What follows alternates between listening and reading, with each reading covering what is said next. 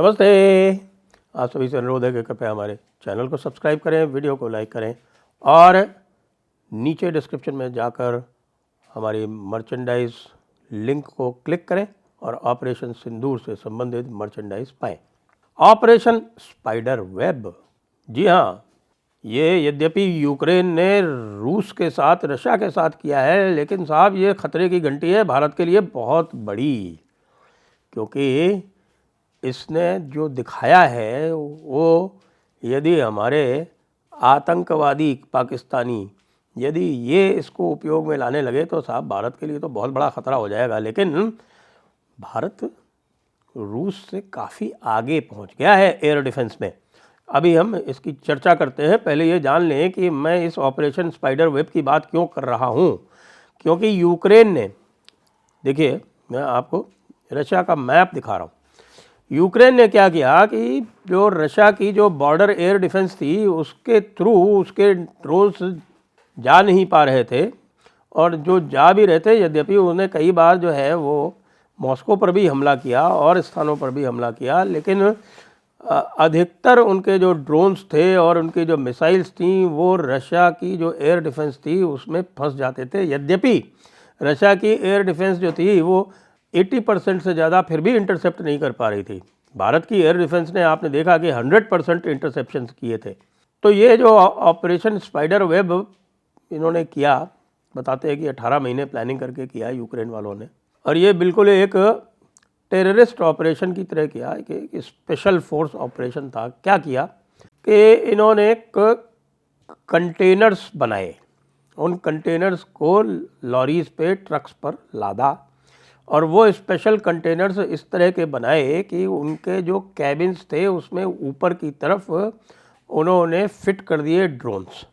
अब drones fit करके और उसको इस तरह से उनकी प्रोग्रामिंग की कि वो रिमोट कंट्रोल से ऑपरेट किए जा सकते थे। जो उनका ऊपर का जो क्लोज करने का जो उनका सिस्टम था उसको ओपन किया जा सकता था, वो ऊपर का जो डोर था उसको ओपन किया जा सकता था रिमोटली, और उसके बाद फिर रिमोटली उन ड्रोन्स को उड़ाया जा सकता था। अच्छा, अब आप ये देखें कि इतना सब होने के बाद भी रशिया और यूक्रेन के बीच में जो ट्रेड है वो चल रही है। दोनों तरफ से ट्रक्स जो हैं वो मर्चेंडाइज लेके, गुड्स लेके एक दूसरे की ओर जा रहे हैं, यानी कि रशियन माल जो है वो यूक्रेन में जा रहा है, यूक्रेन का माल रशिया में जा रहा है आज भी। तो ये एक ऐसी चीज़ है जो भारत ने बहुत अच्छा किया कि इसने पूरी तरह से बंद कर रखी है पाकिस्तान के साथ में। अब ये देखें कि क्या होता है यहाँ पे कि ये कई सारे इस तरह के ये कंटेनर वाले जो ट्रक्स हैं वो यूक्रेन भेज देता है रशिया के अंदर, और वो रशिया के अंदर जाके कई सारे एयरबेस के आसपास पार्क करके, और फिर आप ये देखिए कि इन्होंने कहाँ कहाँ हमला कर दिया। एक ओलेनिया एयरबेस है। अब ये ओलेनिया एयरबेस जो है वो कोई 1800-1900 किलोमीटर है यूक्रेन के बॉर्डर से। वहाँ पर एयरबेस पर इस ड्रोन ने हमला कर दिया। क्यों? क्योंकि जो एयरबेस था उसके पास में ही कहीं, कुछ लोग कहते हैं कि 500 किलोमीटर, कुछ कहते हैं बिल्कुल पास में, ये जो भी है वो डिटेल्स अभी बाद में आएंगे, लेकिन ये है कि रूस के काफ़ी अंदर जाके वो रिमोट से ऑपरेट करके उस ड्रोन को भेज दिया ओलेनिया एयरबेस पे। और ये FPV ड्रोन है। FPV drone, first person view इनको बोलते हैं। फर्स्ट पर्सन व्यू का मतलब ऐसा लगता है कि जैसे कि आप ही उसको उड़ा रहे हैं। तो ये फर्स्ट पर्सन व्यू वाले ड्रोन्स जो थे वो गए और जो एयर बेसिस थे उनको पेनिट्रेट करके, और वहाँ पर जो स्ट्रेटिजिक बॉम्बर्स थे, यानी स्ट्रेटिजिक बॉम्बर्स, ये समझिए कि ट्यूपुलोव 95 ये रशिया के बॉम्बर्स हैं। ये बहुत लंबी दूरी तक बहुत बड़े बड़े न्यूक्लियर वेपन्स जो हैं, बहुत हेवी न्यूक्लियर वेपन्स जो हैं उनको ले जाने में सक्षम होते हैं। तो इनको कह रहे हैं कि अकेले ओलेनिया में कोई 5-10 उन्होंने डिस्ट्रॉय कर दिए, जो सबसे ज़्यादा जो उनका था वो ड्याजिलेवो एयरबेस, वहाँ जो ड्रोन के लिए जो ले गए थे जो ट्रक, उसमें कहीं से आग लग गई, वो एक्सीडेंट हो गया, इसलिए जो सबसे अधिक बॉम्बर्स वहाँ 26 पार्क थे वो बच गए। लेकिन सबसे हैरत की बात यह है कि उन्होंने जो उनकी न्यूक्लियर सेवेरोमोर्स्क नेवल बेस है वो भी आपके आर्टिक्स में है, यानी जो ओलेनिया एयरबेस है उसके पास में ही है ये सेवेरोमोर्स्क न्यूक्लियर सबमरीन का बेस है, उसके ऊपर भी हमला किया। बताते हैं कि एक न्यूक्लियर सबमरीन भी डैमेज हो गई। उसके बाद इन्होंने इर्कुटस्क, जो कि यूक्रेन से 4500 किलोमीटर दूरी भी है, बिल्कुल मंगोलिया के बॉर्डर पे है, वहाँ इर्कुटस्क पे भी ड्रोन भेज दिए, वहाँ पर भी हमला हुआ। अब रशिया इसको कह रहा है कि यह टेरर अटैक है। ये टेरर अटैक हो या ना हो, लेकिन ये है उसी तरह से जिस तरह से जो इज़राइल का जो पेजर हमला हुआ था हम आपके हिजबुल्लाह के ऊपर, वो उसी तरह के पेजर अटैक के समकक्ष ही है, और जिसको हम सभी लोग ये मान रहे हैं कि ये एक ब्रिलियंट टैक्टिकल कार्य किया है यूक्रेन वालों ने। 18 महीने इसकी इन्होंने प्लानिंग की है। और जो रशिया का जो न्यूक्लियर ट्रायड है उसमें एक काफ़ी बड़ा छेद कर दिया है, कुछ कह रहे हैं गेपिंग holes in the Russian nuclear triad.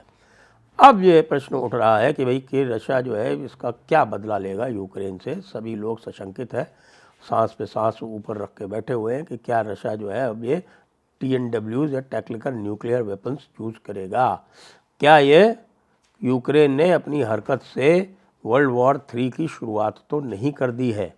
इस बात की चर्चा सब जगह हो रही है, लेकिन इसमें भारत के लिए क्या लेसन्स है और भारत ने और क्या कार्य कर रखे हैं जिससे वो अपने एयरबेस बचा पाएगा। देखिए, हमारे यहाँ भी आप जानते हैं कि बड़े बड़े एयरबेसेस के चारों तरफ रोहिंग्याओं और बांग्लादेशियों की बस्तियाँ बसी हुई हैं। अब मान लीजिए ये पाकिस्तानी, जैसे एग्जाम्पल ले लें, जम्मू में रोहिंग्यों की बड़ी बस्ती है, वहाँ पर उनको हटाया नहीं जा रहा है, और रोहिंग्या बस्ती में मान लीजिए कि इस प्रकार का कोई ड्रोन पहुँचा दिया जाता है, जम्मू के एयरबेस को तो बहुत बड़ा ख़तरा हो जाएगा। और हमारे यहाँ ये जो 0.5 फ्रंट है वो पूरे भारत में एक्टिव है। आप कल्पना कीजिए, पश्चिम बंगाल ले लीजिए, पश्चिम बंगाल का जिस तरह का पोरस बॉर्डर है और जिस तरह से ISI ऑपरेट कर रही है बांग्लादेश बॉर्डर के थ्रू, और उधर से मान लीजिए वो किसी तरह से ये ड्रोन पहुंचा देते हैं, और वो ड्रोन जो है वो हमारे बड़े एयरबेस, जैसे जहां रफ़ाल रखे जाते हैं, हासीमारा एयरबेस है और आपके एयरबेसेस हैं, वहाँ पर मान लीजिए हमला कर देता है तो भारत को तो बड़ा नुकसान हो सकता है। लेकिन इसमें एक चीज़ है, और मुझे लगता है कि क्योंकि भारत के पास पूरी प्रोडक्शन कैपेसिटी भी है और भारत ने अपनी एयर डिफेंस का जो लेयर्ड मेथडोलॉजी है वो दिखा भी दी है, और भी अब भारत के पास अस्त्र आ गए हैं। क्योंकि रशिया ने क्या किया था कि रशिया के जो इंटरनल बेसिस थे वहाँ पे वो निश्चिंत थे कि यहाँ तक तो आ ही नहीं सकते, तो उनकी जो लोकल एयर डिफेंस थी, उनकी बॉर्डर एयर डिफेंस तो ठीक थी, हालांकि भारत के मुकाबले कुछ भी नहीं थी, भारत ने तो 100% इंटरसेप्शन किया है, बिल्कुल लेयर्ड एयर डिफेंस जो है लगा के, छोटे से छोटे क्वाडकॉप्टर से लेके और बड़े से बड़े आपके शाहीन मिसाइल तक सबको इंटरसेप्ट किया है, और सबको प्रॉपरली इन द सेंस कि अगर छोटे क्वाडकॉप्टर को एक गोली चाहिए तो उसको सिर्फ एक गोली दी है, उसको कोई S-400 से नहीं मारा है, और यदि शाहीन को S-400 चाहिए तो उसको S-400 दिया है। अगर किसी हवाई जहाज़ को, उनके फाइटर को एक S-400 चाहिए तो S-400 दिया है। कोई एयर रिफ्यूलर था या कोई ट्रांसपोर्ट एयरक्राफ्ट था या कोई एयरबॉर्न अर्ली वार्निंग सिस्टम था, तो उनको वो दिया है जो उनको चाहिए था, बिल्कुल जिसको कहते हैं कस्टमाइज्ड सोल्यूशन दिया है। तो ये कस्टमाइज्ड सोल्यूशन भारत के पास उपलब्ध हो गया है। एक भार्गवास्त्र, आपने ध्यान दिया होगा, हमने इसकी चर्चा की थी भार्गवास्त्र की। तो ये जो भार्गवास्त्र है ये माइक्रो मिसाइल्स और मिनी मिसाइल्स से लैस एक सिस्टम बनाया गया है, जो कि जो इंडिविजुअल हमारे एसेट्स हैं उनके प्रोटेक्शन के लिए काम में लाया जाएगा। और ये इसकी टेस्टिंग भी हो चुकी है, ये लॉन्च भी हो चुका है, और इसका इंडक्शन अब शीघ्रातिशीघ्र हमारी जितनी भी बड़ी एसेट्स हैं उन पे करने की आवश्यकता है, क्योंकि इस तरह का यदि काम करेंगे तो मान लीजिए कल को तो हमारा जो चेनाब ब्रिज बना हुआ है उसके ऊपर ही संकट आ जाएगा। अब हमारी समझ में आ रहा है कि इतने दिन हो गए तो भारत ने अभी तक इसके ऊपर रेगुलर पैसेंजर सर्विसेज क्यों नहीं आरंभ की है, क्योंकि इस प्रकार की जो एरियल थ्रेट्स हैं वो अब बहुत ही ख़तरनाक हो गई हैं। पूरे विश्व में ये दिखा दिया इस ऑपरेशन स्पाइडर वेब ने। भारत को भार्गवास्त्र और भारत का जो वो DW वेपन है, अब इनको और अधिक एक्टिव करके अब ये मान के करना पड़ेगा कि आगे आने वाला जो आतंकवादी है, भविष्य का जो आतंकवादी है, वो भविष्य का आतंकवादी AK-47 नहीं यूज़ करेगा, भविष्य का आतंकवादी इस प्रकार के ड्रोन्स यूज़ करेगा और इस प्रकार के ड्रोन्स यूज़ करके और किसी भी बड़ी एसेट्स को वो टारगेट कर सकता है। AK-47 वाले तो जो हमारी आर्मी के वीर जवान हैं वो टैकल कर लेते हैं, लेकिन इन ड्रोन्स को टैकल करने के लिए, इस तरह के आतंकवाद को टैकल करने के लिए एक पूरी नई स्ट्रैटेजी चाहिए। ऑपरेशन स्पाइडर वेब ने ये दिखा दिया है। वैसे तो पाकिस्तानी बेचारे जो हैं वो जब तक कोई उनको लोन में ना दे तो इस तरह की चीज़ नहीं कर पाएंगे। उनकी गाड़ियाँ वाड़ियाँ तो अब हमारे यहाँ आती नहीं हैं, और हाथ से लेके ड्रोन असेंबल करने का अगर कोई एक्सपर्ट होगा तो वो पार्ट बाय पार्ट लाके भी कहीं असेंबल कर सकता है, लेकिन बड़े स्केल पे कर पाना लगता तो नहीं संभव है, लेकिन आप किसी भी इस तरह की पॉसिबिलिटी को डिस्काउंट नहीं कर सकते, क्योंकि इस तरह से तो भाई वैसे तो इनके कोई भी फाइटर्स और कोई भी ड्रोन्स ये बॉम्बे और बेंगलोर नहीं पहुंच पाएंगे। लेकिन मान लीजिए कोई आतंकवादी इसको लेके जाता है और असेंबल करके बेंगलोर में चला देता है HAL के ऊपर, तब तो ये हो सकता है। इसके लिए अब भारत को एक नए लेवल पर कार्य करना पड़ेगा, लेकिन हम जानते हैं कि हमारी जो इलेक्ट्रॉनिक और ड्रोन इंडस्ट्री है वो पूरी तरह से सक्षम है।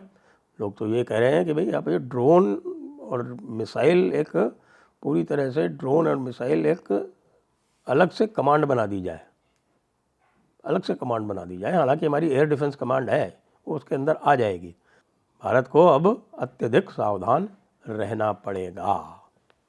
जय हिंद, जय भारत, वंदे मातरम।